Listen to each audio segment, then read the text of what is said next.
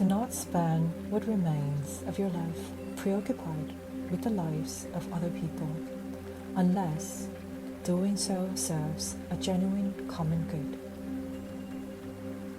If your thoughts are consumed by what someone else is doing, what they are saying, what they intend, or what they think of you, then your attention has already wandered from the only life you're responsible for governing, your own. Guard your mind carefully. Refuse thoughts that are aimless, unkind, or merely curious for curiosity's sake. Make it a habit to think only those thoughts you would never hesitate to speak aloud.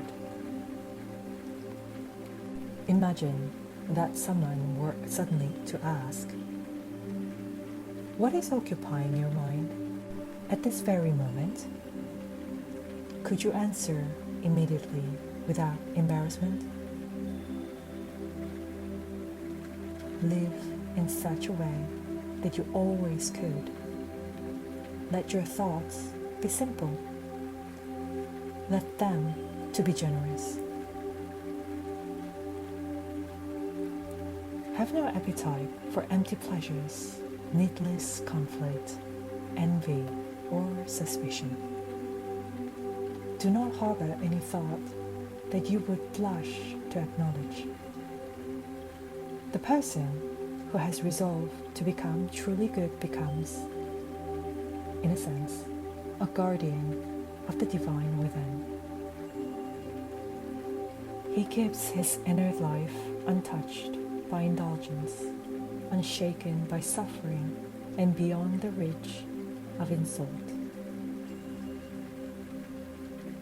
His greatest contest is not with other people, but with himself. He strives to master resentment before it becomes anger, desire before it becomes dependence, fear before it becomes surrender. Justice settles naturally within such a person. Whatever life brings, he accepts without complaint, trusting that each event belongs to the same order that gave him life itself. He has little interest in judging how others choose to live. His concern is whether he himself is living well. He remembers that every human being belongs to the same family, and that kindness is not an achievement, but our natural condition. As for those who live carelessly, neither envious nor despise them. He simply remembers that no one's praise is worth seeking if they have never earned their own respect. In all that you do, be wholehearted. Do not act reluctantly. Do not act for selfish gain. Do not act carelessly or merely because others expect it of you. Avoid unnecessary display. There is no need to make your thoughts more elaborate than they are, nor your words more numerous. Let the quiet voice within you govern your life. Live as a mature human being, as one entrusted with responsibility, as a citizen, as someone prepared at any moment to answer life's final summons. Stand ready, not dramatically, simply ready. Need no witness to prove your integrity. Need no oath to confirm your honesty. Remain cheerful. stand upright through your own strength, not because someone else is holding you upright. The truest stability is the one you cultivate within yourself. If you discover something greater than justice, truth, self-command, and courage, then devote yourself to it completely. If there is anything more valuable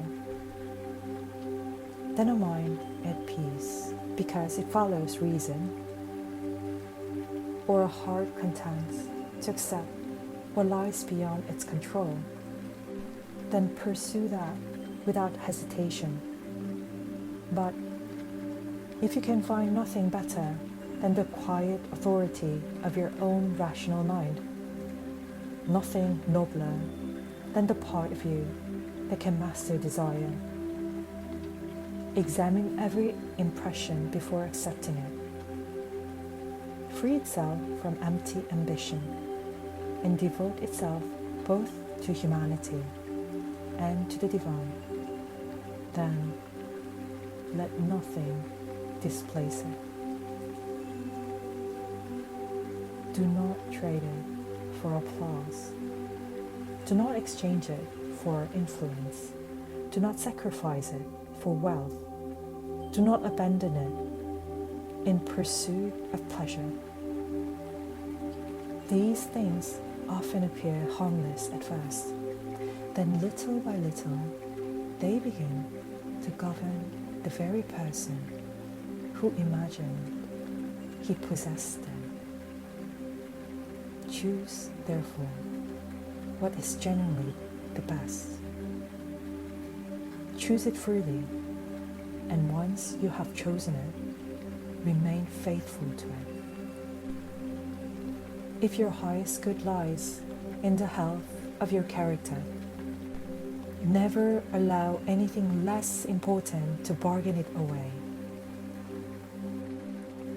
Marcus Aurelius reminds us that the quality of our days is shaped not so much by what happens around us as by what we allow to occupy our minds. We lose countless hours measuring ourselves against others, wondering what they think, what they're doing, whether they approve us, or whether we have somehow fallen behind. Yet none of these thoughts helps us to become wiser or kinder. They merely draw us farther away from the one life entrusted to our care. His advice is not to withdraw from the world, but to return to ourselves. To guard the mind is not to build walls around it. It is become discerning about what deserves to enter. Every thought we entertain leaves its mark upon our character. If we repeatedly welcome resentment, envy, or suspicion, they gradually become familiar companions. If we cultivate honesty, kindness, and self-command, those two become part of who we are. Marcus Aurelius then turns our attention to something even more demanding: integrity. It is remarkably easy to recognize what is good. The greater challenge is refusing to exchange it for something more immediately appealing. Wealth, influence, admiration, and pleasure are not condemned in themselves, but they become dangerous when they ask us to surrender the quiet authority of our own conscience. Most compromises begin so modestly that they doesn't really feel like compromise at all. A small concession, a convenient silence, a harmless ambition. Yet, what begins as something we possess can, little by little, become something that possesses us. Perhaps that is why Marcus Aurelius returns so often to the image of standing upright. Not through stubbornness or pride, but through an inner steadiness that no applause can strengthen and no criticism can diminish. There is great freedom in such life.